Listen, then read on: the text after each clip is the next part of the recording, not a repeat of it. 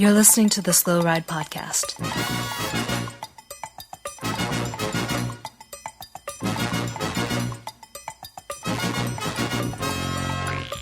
Bikes, advice, and rumors straight from the source.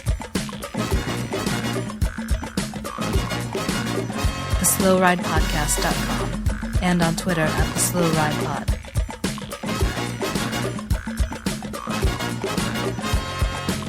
Enjoy the ride. Hello and welcome to the 80th episode of the Slow Ride Podcast. My name is Tim Hayes, co-promoter of Spooky Cross in Winter Garden, Florida, and I hope all of you come down into the originally named Spooky Cross cyclocross event. And Original? Really? The original. How can that be? There's no other Before Spooky the one Cross in in LA. North America. Really? Nope. Weird. Interesting. Okay. Hi, I'm the little guy. I throw the like on a team that throws the only urban cross race in Minnesota. It's in Blaine. We just did it last weekend. It was awesome. That's right. Velocross. Was it exciting? Yeah. Muddy as ever? It was awesome. It was the muddiest it had ever been. It rained so much on Friday. So that whole pit, the little ditch, was super muddy. Never been that muddy. But the whole course was nice and tacky, a little slippery in spots. It was awesome. It was the most fun I've had on a bike in a long time. Do you think good racing? You think you're that race now is going to be the reason that the velodrome finally falls down at the National Sports Center in Blaine? Because we like destabilize the ground around it by making a slight one inch rut in periodic places. Trust the rut. So that's me. Yeah, and I'm your third host in Boston, Massachusetts. My name is Spencer Howe, and I don't have anything really special to talk about. I'm not promoting any races this year, unfortunately, like you two. The best that I got going on is I'm already planning my shopping trip for Black Friday. I'm gonna hit REI and get a whole bunch of cool stuff. So yeah, you better get there early. I would recommend that you get there like right after you eat your tofurkey. And then you just wait all day on Friday for that REI. I'm going to be first in line. Yeah, because there's going to be a bum rush for the Friday at REI.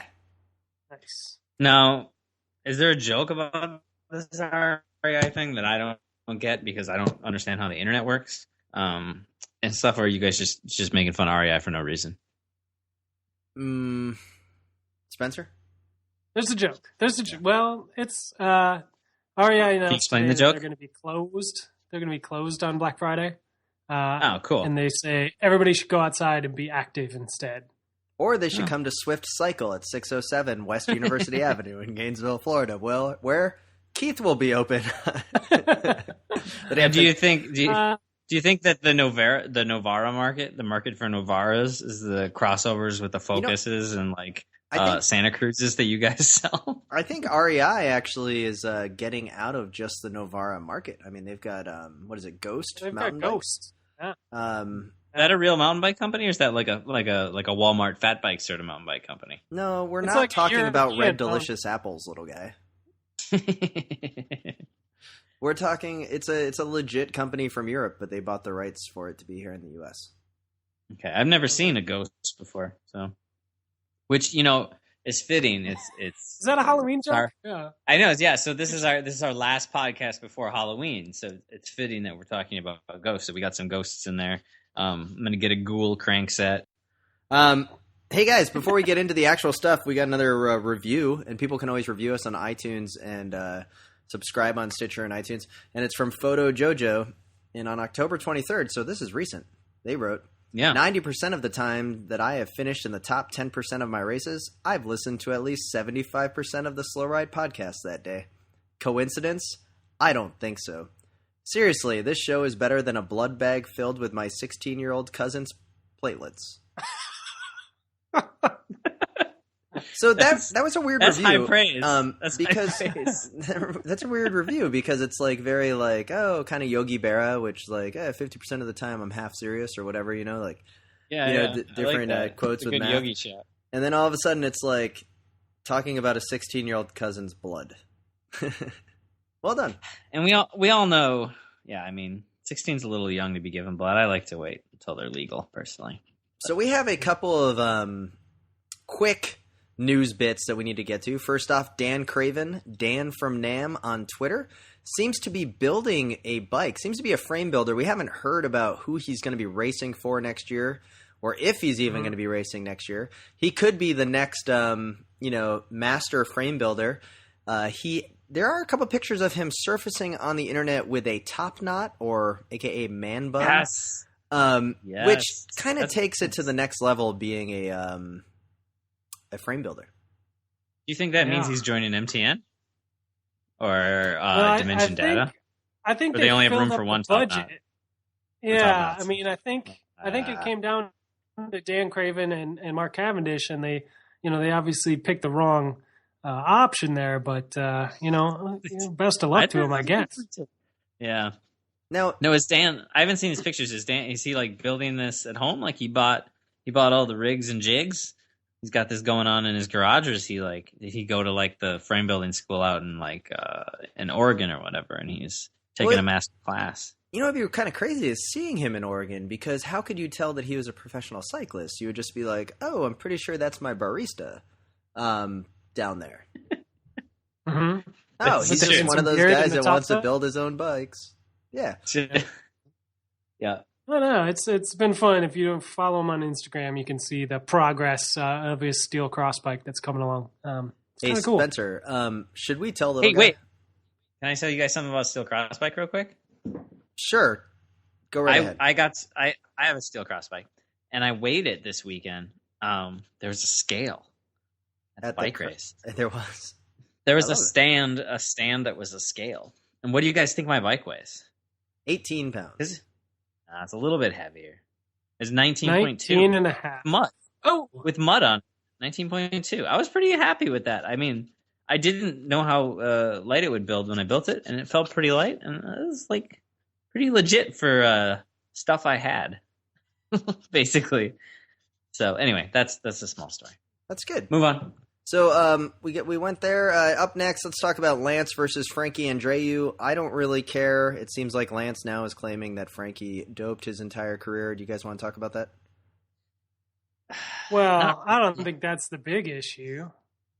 What's the big issue? The big issue is that they're moving into like actual crime territory. Yeah, this not is not just like he said, she said, who doped, who didn't. Like, who cares? You all doped. Like, whatever. I don't care how much you did. You all did. Yeah. But they've moved into like insurance fraud and like sporting fraud and all these kind of things. Well, so first off, time out. We don't care about the Frankie thing. So we're moving on from the Lance versus Frankie Andreu. Yeah, Spencer, you're talking about Jim Ochowicz. Wasn't it always insurance fraud? Because Lance, I mean, he took out the insurance claim. I mean, the whole SCA promotions or whatever thing. But he's talking about this isn't about just the SCA promotions, the little guy. We're talking about Lance's 1993 or 1999 or 1993 Triple Crown of Cycling $1 million prize pack win for winning like the West Virginia Classic, the Philadelphia race, and whatever. And Lance has finally come clean about the long-known rumor of, Lance's team buying off Roberto Gaggioli and the rest of the team. And Gaggioli has gone public about this before, but it's always been kind of just like, Italian newspaper, written and no one's like really paying attention, where now Lance put it in his deposition. So, of course, since it's from Lance, now there's more power behind it. But the key here is Jim Ochowicz. This is the guy that has, up until now, seemed to have pretty much gotten away with orchestrating this entire thing, once president of USA Cycling. And now they come. And now he's finally being named, and he's now, of course, the president or director of BMC Racing. So this is a pretty big ordeal. Do you think Jim was the one that gave our buddy, whoever the guy I'm supposed to arm wrestle, TJ? Do you think he's the one who gave TJ Lance's number so he could motor pace him? I don't know. Maybe. I mean, it's such an insular community, right? And that's the conspiracy I want to start. That's the bigger story, is that this guy is so insulated within cycling that now the only person that could possibly bring him down was probably Lance, and now Lance is, coming clean on this whole, hey, someone else orchestrated it. My favorite is when they talk about how Lance delivered it in a cake box to Gaggioli's house in Italy. Like, showed up with $100K in cash and was like, here you go. And then he made deals with some of these other riders for $50K. Like, basically, some guys got more money than the others.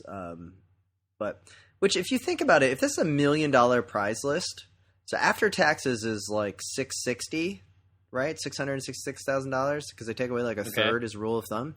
You're giving $100K to Akowitz. They had another 100,000 that went to the other guys. So now you're just looking at $460K that then gets dispersed among the team. I mean, I guess that there's some profit there. I don't know if I mean, it was obviously all about the money, but it was definitely also about the prestige. Like, this is 1993, Lance. He hadn't really done anything yet. He was still like the prodigy. Like, everybody knew, like, oh, this guy could be somebody, but he hadn't won Worlds yet. And, he was looking to make a name for himself and get that big ride. I mean, he was on Motorola, but he's looking for that European ride, and he got it. So yeah, I guess it looks good on the resume. But yeah, they're moving into, the SCA promotion stakes out. They don't have $1 million to give out as a prize. So they take out an insurance policy against it, saying, nobody's going to win. So the insurance company's like, okay, whatever. And sells them a policy. And then Lance rigs the whole thing, pays off a bunch of people, or Aqua orchestrates this puppetry. They win. They, obviously they try to pay the thing out. And now the insurance company's like, well, this was a bunch of smoke and mirrors. We're suing your pants off. Hey, I know is... What's statute of limitations on this shit, though? 15 years, I think? Can they? Can they actually, can anything be done? Or is it just another thing? Because it feels like Lance he waits till he can say things, and then he just talks shit. You know what I mean? Like, he's watching a clock. He's got like a list of every fucked up thing he ever did with somebody, and he's watching a clock, and he's like, boom, all right, sweet. And then he immediately gets on the phone, and he's like, one time me and Floyd Landis did meth together, but it was 15 years ago. Do you think he has a calendar? Do you think he has a calendar that he's sitting there and he's like counting off the days? Like, it's a Far Side desk calendar, and then it's like tears off a page. He's like, oh that's shit. A funny cartoon. Yeah. Hey, I guess I could talk about that time we did meth. Yeah, it's like one of those like at a convenience store, like you can't buy cigarettes yet, because you have to be born before this day. So it's like your crime. He's got a thing that says the crime must have been committed before this day to talk about it. Here's all I want to say about the whole thing. I am never going to get tired of watching that guy fall. Because he's falling under his own orchestration. Like, he wants to fall like this. Yeah, which is fine. But here's the thing is that he ruined people's careers.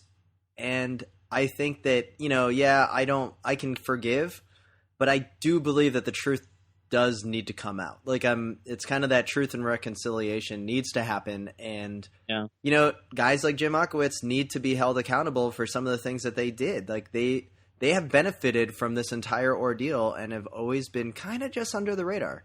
And to me, those are the people that also need to be punished. Lance is definitely a figurehead, but, there are other people to this party. That is true. Akowitz should be gone from the sport. He's been around and dirty for way too long for him to be around. Polar opposite news, of course, is that Cannondale Garmin came to terms with Phil Guyman, who is now hired again, which I was kind of surprised at why they even took a year off. I mean, I'm happy he was able to race more in the U.S. with Optum, but Phil Guyman's got quite the following, and we've talked about it before that, they sign a guy like Tom Danielson that will be soon forgiven on his non-analytical doping. And now he's clean? I don't think that they have anything. I would not be surprised if their B sample comes back negative or if he's reinstated. That is for when are Tom they gonna, Danielson. Why do you? So this is the thing. I know none of us know this answer, but why does it take so goddamn long to do the B samples? Like, all these doping tests that there's at least 6 guys since the start of the year that have been positive. We haven't heard anything. We haven't heard anything about our friend with the cocaine, Luca Polini. My guess is that that there's some major issues in the retesting. And I think that Tom Danielson's going to get out on a technicality. But let's not take away from the beginning part of this story is that it's great to see Phil Guyman back into the professional peloton at the highest level. I'm really excited about that year. Hey guys, did either of you look at cycling news today at all? I did not. Well, I mean, I did like 3 minutes before the podcast started, so I could act educated. Yeah, me too. So there was an article on there. The Cannondale thing made me think of this. There was like a whole like Cannondale team camp pictures. Mm-hmm. I saw that in their off season. It's October. Like remember, even when we first got into cycling, that the whole team camp thing didn't even seem to happen until like maybe December, even January at times. Like, and I know we've talked about this, how the pro calendar is so long, and it does seem a little early, doesn't it? Like, is it like were they doing like Bjarne Riis military training? Yeah.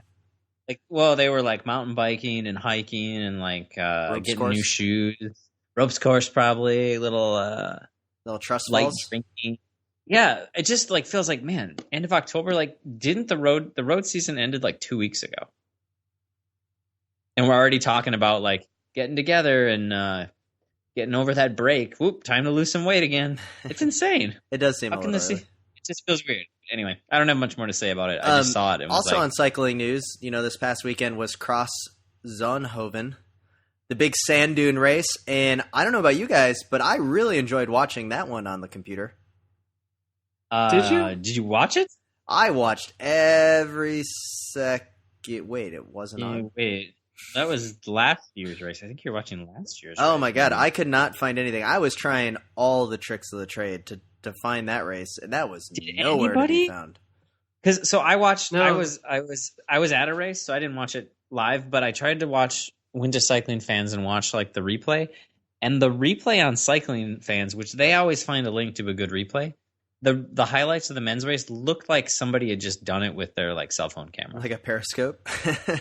Like it was seriously like, oh, here's the straightaway, and then here's 3 laps later on this corner because I had to run across the course. Spencer, I just said periscope, and little guy's probably thinking of like a periscope from a submarine. I ignored what you were saying and went on with my statement of fact. Yeah. Anyway, so Sane Kant won the women's race, and then your boy Wout van Aert won the men's race. What is that, 6 out of 7, little guy? I think it's 7 out of 8. Guy's on fire. It's got to be the favorite to win the World Championship next year, don't you think?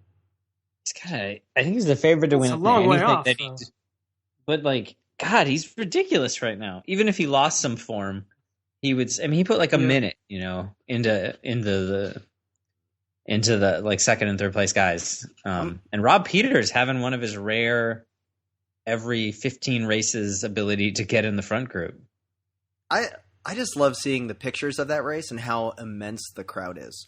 And if you go to the actual, while I was searching the internet for illegal feeds, I ended up going to the actual race website. They have some pretty cool pictures of what that course looks like when they're setting it up. It's basically like a sand pit. Like it is a natural bowl. It looks like almost like an old quarry that they've just rent out for the bike race once a year. I think it is an old quarry. Yeah. Isn't that the story behind it? I don't know. Well, so what's the story? Why was there no feed? Did you guys know why this race seems to exist in an internet vacuum? I think it's just super prestige, and they don't. Is this going to be the new norm though? Are they cutting us off here in America?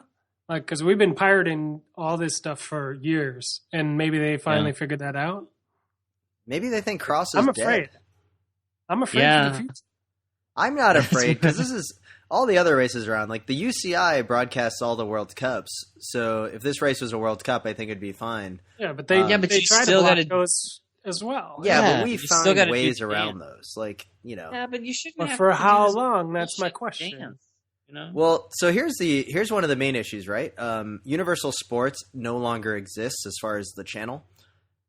So I don't know if you've been seeing on Twitter is that NBC supposedly is now doubling down on their cycling coverage because they own the properties of Universal Sports. So supposedly they're going to find a way to start broadcasting more cycling. And I had once heard that they own the rights to a lot of those cyclocross races here in the States. And, but, until someone pays more money than them, they're going to be getting those rights from the UCI. Yeah, those replays of bass fishing shows, those have to be on in the morning when the cross race is on. They have to be on. So I don't see any way around those replays of bass fishing shows being on. Or like tractor pulls or other bullshit that they show. Tractor pulls are pretty awesome, though. They're awesome, but do you need to show a tractor pull that happened a week previous during the time when a live bike race is happening so that you can show a delayed cut version of Milan Sanremo after it already happened? I personally don't need to see, I would prefer to see the live cycling race, but I bet there's 20,000 more people than me that want to see, last week's Monster Truck Challenge.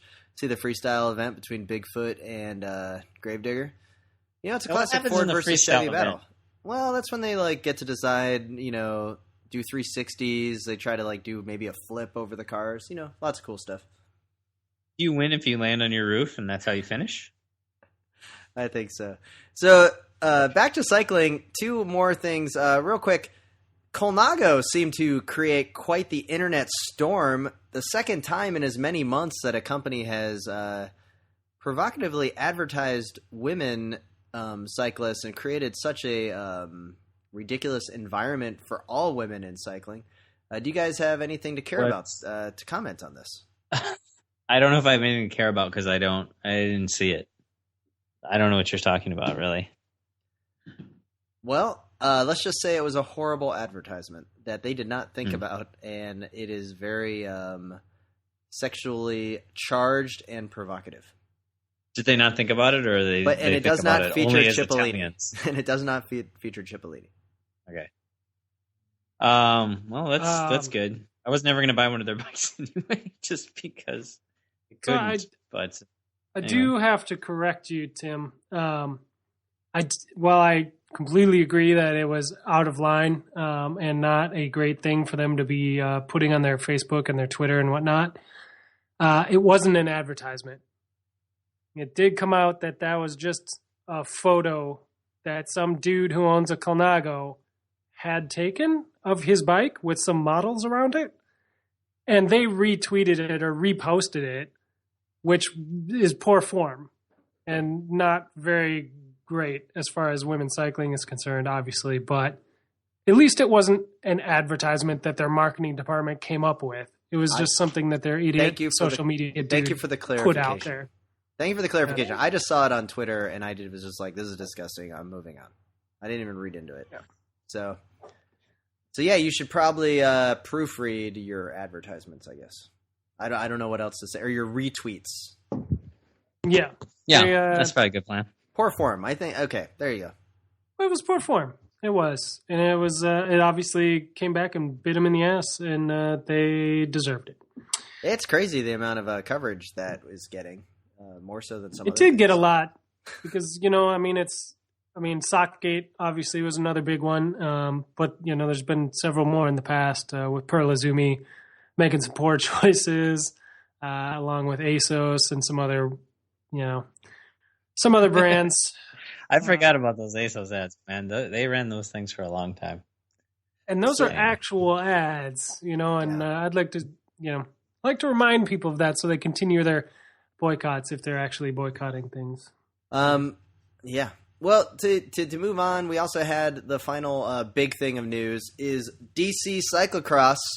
Our boys at the Crosshairs put on a UCI race, and it looks by all accounts to be a fantastic event with big crowd.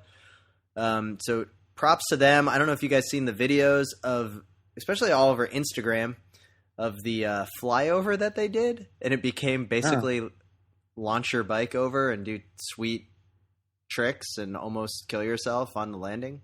But seems to have gone over pretty well. That's good. Flyovers like that freak me out, the ones where you get a little air.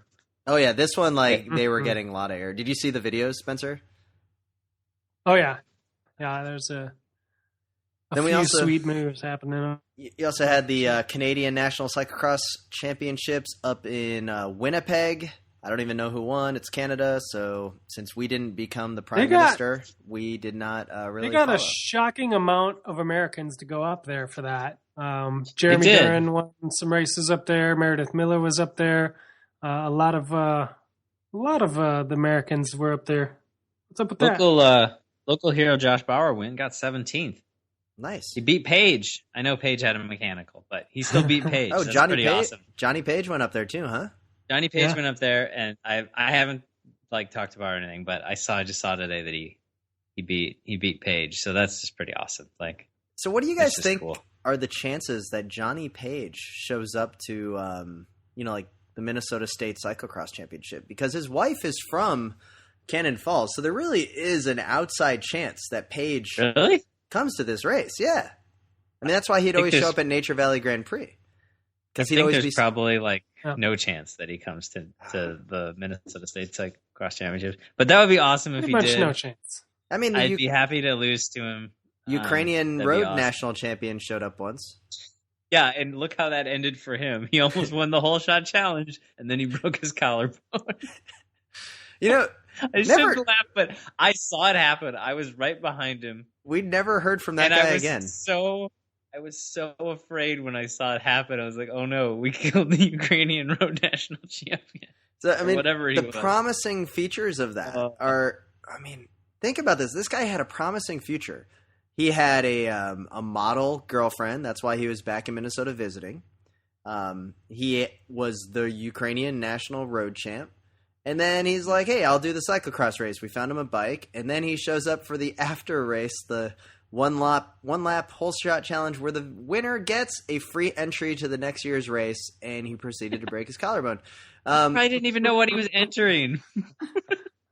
He was just like, sweet, another race. I'll win that too. Oh shit, I'm dead. I don't remember why he crashed, but it was him and then Pat Lemieux and then me, I think, in the line of people. And he just went straight into a tree. And then me and Pat both stopped and just sort of had this moment of oh no, the one guy we don't want to die here. You hear that, rest of Minnesota Cyclocross?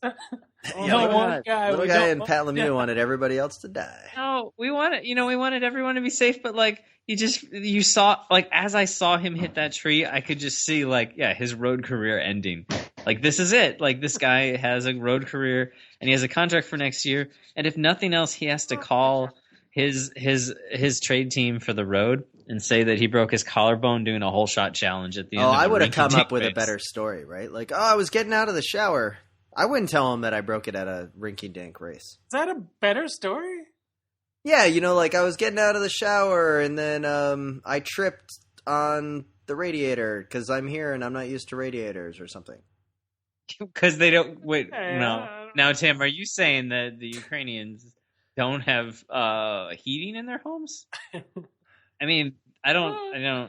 Digging a hole, Tim. That's cool. Digging a hole. All right. Well, I'm going to get out of this hole by... I think you should have just said, hey, Pipo Pozzado's collarbone heals in 3 weeks. Mine will too. It's fine. Don't worry about it. It used to. He's Pipo. Speaking of Pipo, let's talk about Pipo. He doesn't even have a contract yet. And he's supposedly close to signing with Team Southwest or Southeast or whatever the hell they're called. I think they should I don't sign even know if him. they do any races, but they should sign him and David Rebelin. He's practically done. No, Rebelin should stay on CCC because he actually gets to ride real races, unlike Southeast. I mean, how are you feeling, Spencer? One of your heroes is probably almost out the door. He wasn't even in my top 3 from last week. Come on. What? Okay, he wasn't in your top 3. He was your number 5 favorite. He'd have been on my wide angle podium. Yeah. Yeah. So how are you feeling? I mean, you worried about him? I mean, it's probably not as easy for him to just pick up women and stuff now that he's not a good bike racer anymore. Yeah. Okay. Yeah. I'm tranquilo. You're tranquilo? Good. Hey, remember when you told? Never mind. Hey, guys, Ryan Trebon back in the news talking about the horrible nature of the pro cyclocross calendar, like we have talked about here. That there is not a unifying national series, and therefore no one really gives a crap anymore about the national cross scene because we don't know where the good racers are going to be. I'd like to thank Ryan Trebon for listening to the podcast. Thanks, Ryan.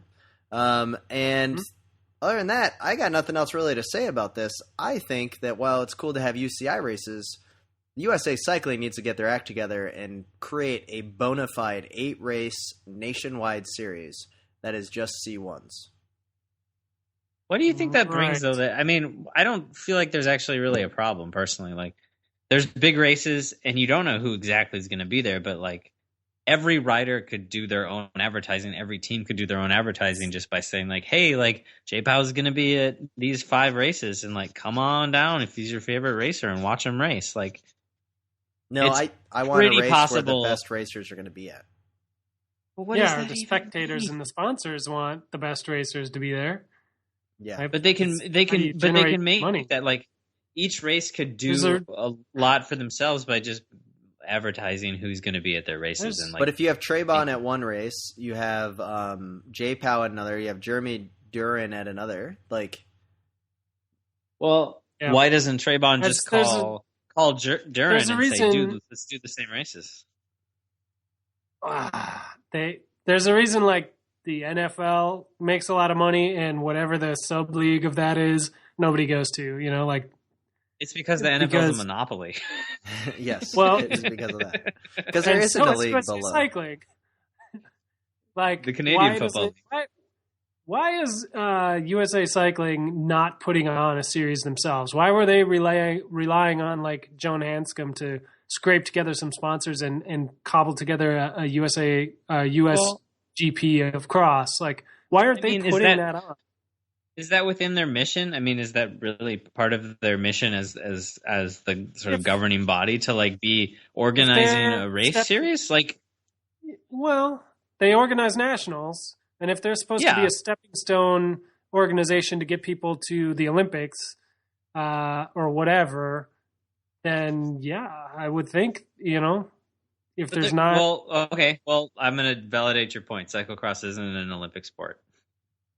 Well, road is, and mountain bike is, and cross falls into the same cycling thing. So, but I mean, I guess I kind of feel like, and this is one time I would agree with you. Cycling is like, I don't know. I just don't feel like that's their job. I feel like their job is to sort of, like, police the infrastructure of a larger thing, or like supply officials and sort of, like, set ground rules. But they shouldn't be in race promotion. I mean, look when like the UCI was doing race promotion. We got the tour of Beijing or whatever the hell that terrible ass race was.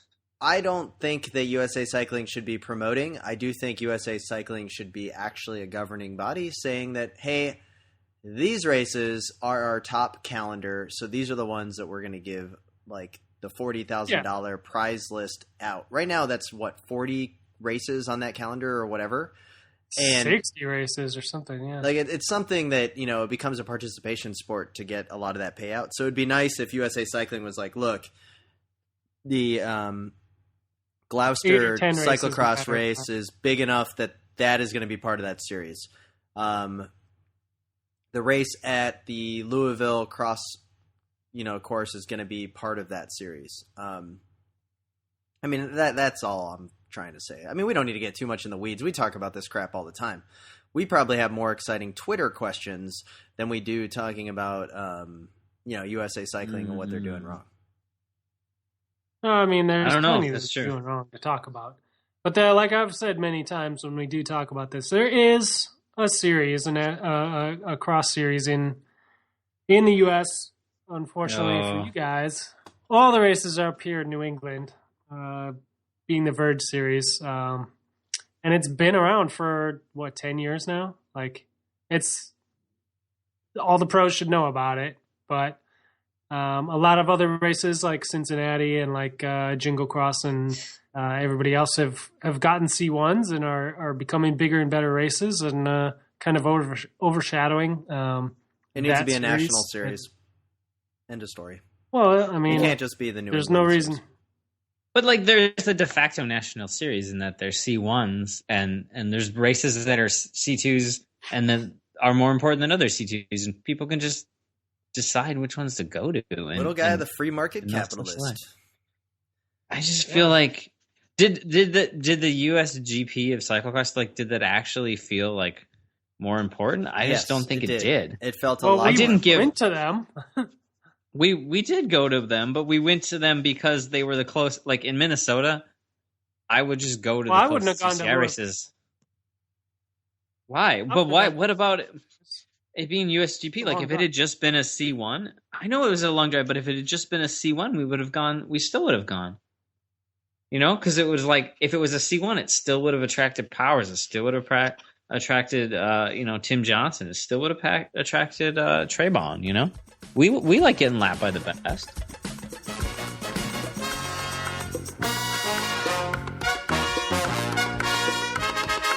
This is Sarah Groff, U.S. Olympian, and this is the Slow Ride Podcast.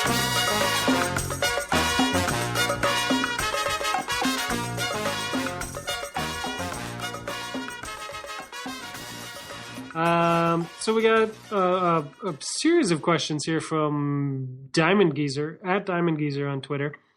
That's a good name. Asks us, You think it's Phil Sherwin? Because he owns a diamond mine.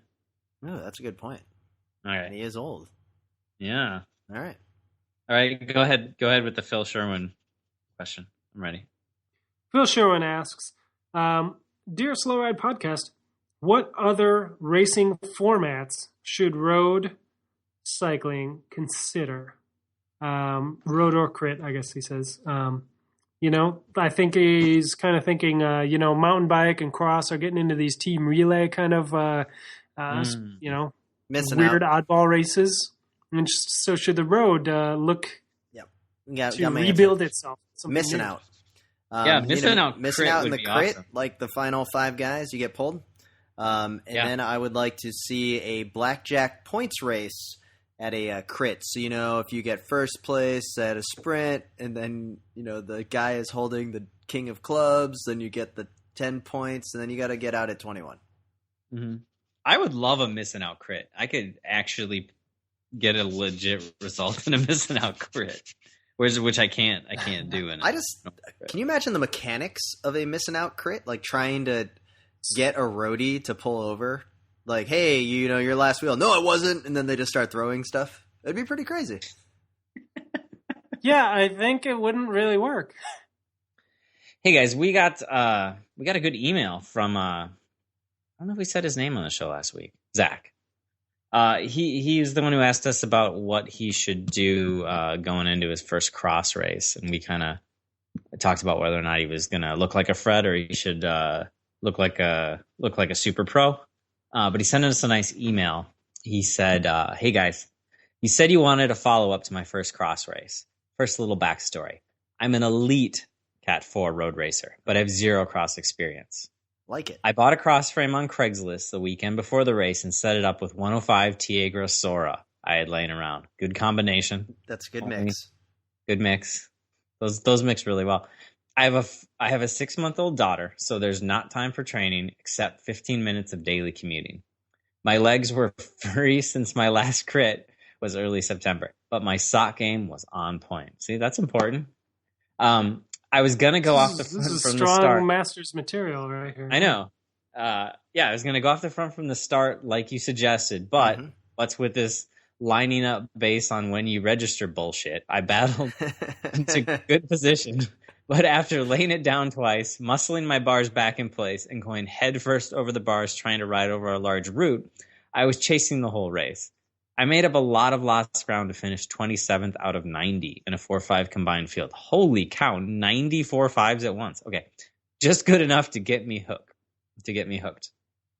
Thanks for the advice and entertainment. Keep up the good work. You guys just moved up a spot on my cycling go-to podcast list, passing the Speed Metal Cycling Podcast. Ha. Woo!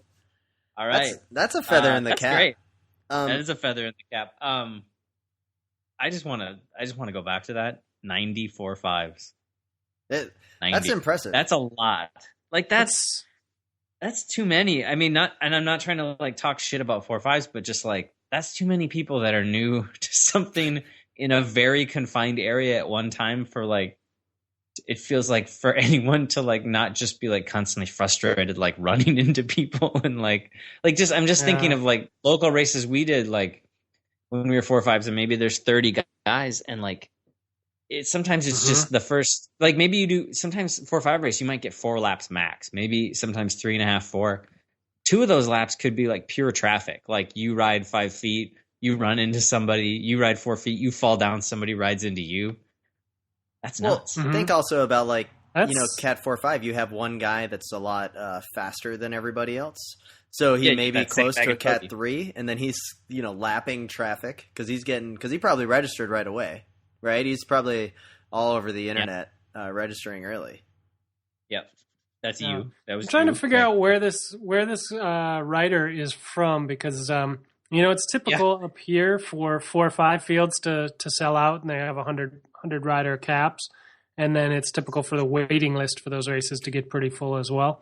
So we're pretty used to that, and you get those guys. You don't get the one guy who's almost a Cat 3 riding off there. You get 20 of them because nobody can score points because the points go 4 deep for upgrades. But we don't schedule or we don't. We don't stage anybody by registration up here, so I'm not sure. We do it all by cross results points, so it's at least a little bit in order of skill level. So I don't know where they're finding. Maybe Colorado has that. Yeah, that many people. Maybe well, you know what? Maybe Portland has that many people at their. Yeah, it could be Portland. Chicago might have it too.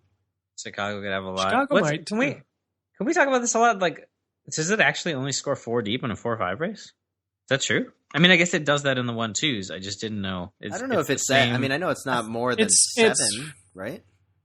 Yeah, road is like 7. On cross, it's I think 5 or 6, maybe probably 6 deep on a over 50-person field. That's ridiculous.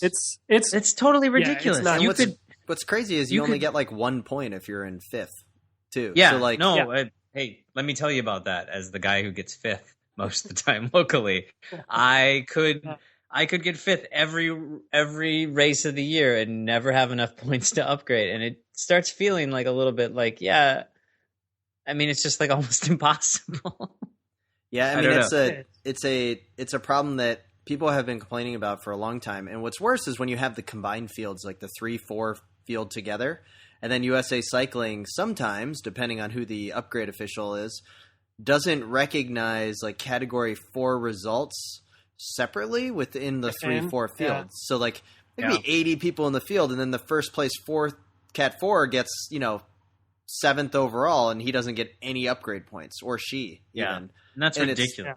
Yeah, and you're like, oh, congratulations, you're always going to be a Cat 4. Yeah. Well, I don't know. I mean, I just feel like maybe cat upgrade points should go at least 10 deep. Because really, I mean, think about all the races we've ever done. Any reasonable size field, like there's even 30 people in the field. You get top 10, you're like, sweet, top 10. You know what I mean? Like, I mean, everyone has their own goals. So maybe you come out one day and you're like, I just want to get 25th out of 30. Sometimes you're like, I just want to not be last out of 30, whatever. But like, top 10 is always that thing of like, it always felt like whatever category we in, like once we were like getting into top 10s. And I know this, I can remember you and me talking about this, Spencer, like we'd start getting top 10s in the 3s and we were like, we should upgrade. Like we weren't scoring any points, but our mind was like, we're in the top 10s. I think we should see what we can do in that 1-2 field, like should definitely. I don't know. And that's how it should be. And the points system they have is based, I don't know on what exactly, but it's not up to date. It can't handle the size of fields a lot of areas are getting. And, unfortunately, most of the time, like it's the beginners that get screwed. Like the 4-5 fields, it's very hard for them to upgrade to 3s. And particularly for the women who are pretty much across the country, usually grouped into like a 1-2-3 race and then a 3-4 race. So kind of like what Tim was saying with when the 4s, if the upgrade official in your area doesn't recognize breaking out the 4s against each other out of that whole field, then what are you going to do? Like, is there not a set protocol for that these officials are following, or is it actually sort of like left up to the upgrade official in the region to like discretionary? like to just sort of make a feel for how it is locally. There is a set protocol, but sadly, not everyone seems to follow, or it's misinterpreted. A lot of it has to do with just how the results are submitted to USA Cycling, right? Like if one guy submits the results, Mostly, yeah. and he doesn't split them out, or she doesn't split them out, then the official just interprets it that way. That's why the frustrating thing is a lot of times the upgrade official maybe is on the other side of the state, or doesn't get to go to that many races anyway, so they don't have the best understanding of who the top racers are in a region. Like, because let's be honest, you can go to, after you go to 6 cyclocross races in a year, you can clearly see what category 3s belong in the 1-2s and which ones belong elsewhere. And I think that that's where the that eventually needs to be corrected, right? Like that's the thing that needs to, like, hey, upgrade official, maybe a committee, and then you go. I've actually emailed this very question about the breaking out the 3/4s, and to get an official answer on what is the protocol, I've emailed the technical director of USA Cycling a grand total of 3 times now, once a week for the past 3 weeks, and I have not yet received a response. So that's awesome. Do you Good have job, the correct email? like, oh yeah. Or I wonder if it's just going like, Spencer emailed us again. Do you want to take it this week? Well, nope. I feel like that might be it because, the previous technical director, Sean Farrell, used to get back to me, and this guy does not. So, yeah, that's ridiculous. That's total bullshit. That's some classic USA Cycling. Right there. So, with that, guys, my battery on my computer is just dying down here. So with that, maybe a quick little story of the one cog little guy, and then we'll bring us home for the end of the 80th episode of the Slow Ride Podcast. Okay, I got 2 pieces about the one cog race at Velocross. One, the 4-5 race right before the one cog race. Midway through, right at the end, suddenly there's a black cloud of smoke over to the east, over the National Sports Center, and we're all wondering, what is it? What is it? Well, eventually I get a report back from one of the racers, who will factor into my later part of my story, in the one cog race. Went over there, found out golf cart had lit on fire. So the men and women, it was a big black smoke cloud. It blew over the race right at the end of the 4 or 5 race for them to really breathe it into their fresh to racing lungs. Mm-hmm. It smelled really bad. But the men and women of the Blaine Fire Department put that out in no time. They really did put it out like amazingly fast. So that was cool. So we didn't have to breathe toxic smoke during the one cog race. One cog race was great. It was fun to watch. Fred Mills won. Tonka racer. Woo. But the most amazing part of the race is, and I don't remember his name right now, but the guy who reported back to me that the golf cart was on fire. When he went across the line, and he was like one of the last finishers. Still funny. No, when he, I love that part. He went across the ride. This is amazing. The line. He rode up to the line. He dismounted. He threw his bike forward, so it was ghost riding like next to him. Kevin Bacon dismount kind of thing. I think it was just a normal cross dismount. Okay. But he got off the bike. He kind of pushed the bike forward, so the bike is coasting forward. He did a barrel roll over the line, jumped up. His bike was still going. Grabbed his bike. It was ridiculous. Is this on video? I haven't found one. I haven't seen it. I don't know if anyone was videotaping it. I kind of doubt it. Not even everybody saw it, but everybody who saw it just sort of gasped. So what you're saying is Velocross is the same level as Zonhoven? Both are not on TV. Yep. Yeah, we've attained non-video status. Finally, we've made it to the upper echelons of cyclocross. That's nice. True. Yeah, it was ridiculous. Like when he let the bike go and he rolled, you just thought like the bike's just going to tip over right next to him as he crosses the line, because he rolled like 2 or 3 times. It was like full on, like he didn't slow down. He was going 10 plus miles an hour, off, roll, jump up, grab the bike, a gasp. Is this something he tried before? I don't know. I didn't get a chance to do a post race interview with him. Yeah, did it look rehearsed? No, it looked amazing. It looked like bicycle ballet. It was beautiful. I don't even know how to explain it. I'm not doing it justice. And gentlemen, I can't think of a better way to end the Slow Ride Podcast for the 80th episode. I can't believe we made it 80 episodes, guys. Cheers. Yeah. 20 more, and we're at 100. And then maybe we retire. Amazing. So with that, we'd like to thank everybody for listening. Download us on iTunes or Stitcher. Leave us a review. Email us at theslowridepodcast@gmail.com. Tweet us your questions at theslowridepod. We'd like to thank BK1 of Rhymesayers Entertainment for the great intro and outro. And most importantly, always, always, always wave at your fellow spandex-clad suit wearers out there on the trails. Pretty sure I nailed that one, guys. Like a business spandex suit? Because I would wave at that guy. The Slow Ride Podcast. Bikes, advice, and rumors straight from the source.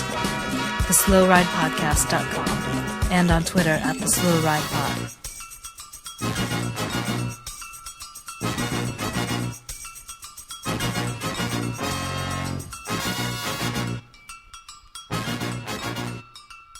Okay.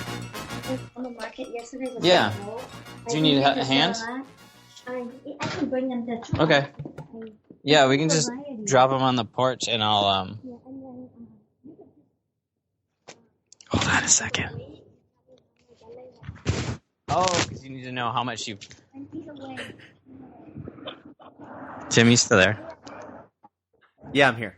Okay.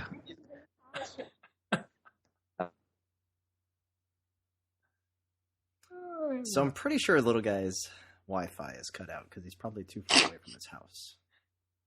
Moved out of range of the router.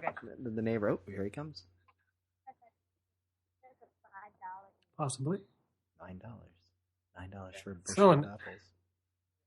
Selling apples out of the back of the Do you think? Vanagon. Do you think he has a business license in the city of Minneapolis for this? Some sort of health permit. We may need to report him. To, To the EPA, the Environmental Police of Apples. How'd it go? Was it good?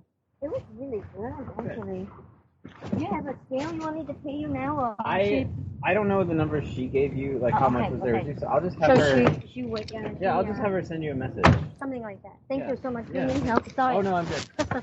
I'm the tipsy. Oh, cool. Thank Thanks you. for What's bringing your it name? back. I'm Matt. Matt. Thank you. Business Yeah, 101. Don't bother accepting the cash payment.